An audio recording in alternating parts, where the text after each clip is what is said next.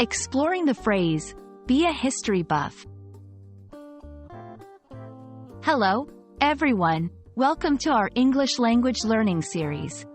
Today, we're diving into a fascinating phrase, be a history buff. This expression is not just about history, but also about how we talk about our interests in English. So, let's embark on this linguistic journey together and uncover the meaning behind being a history buff. Be a history buff might sound a bit mysterious at first. Let's break it down. History is straightforward. It refers to events from the past, the study of these events, and the records and narratives about them. Buff is the key word here. In this context, buff is an informal term that means someone who is very interested and knowledgeable about a particular subject. So, when someone says they are a history buff, they're essentially saying they have a strong passion for an understanding of history.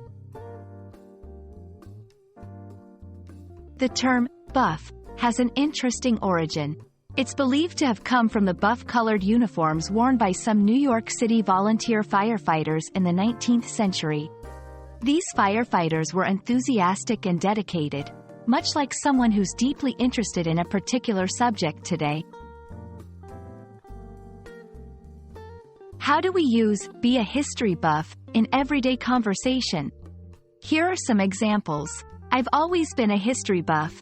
I can spend hours in a museum.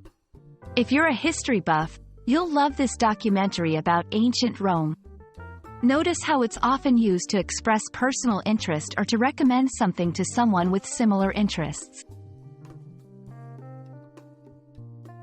The phrase structure can be applied to other areas too. For example, she's a science buff. He's a movie buff. This shows how versatile and useful this expression can be in English conversations. And that's a wrap on Be a History Buff. I hope this video has made the phrase clearer and more accessible for you.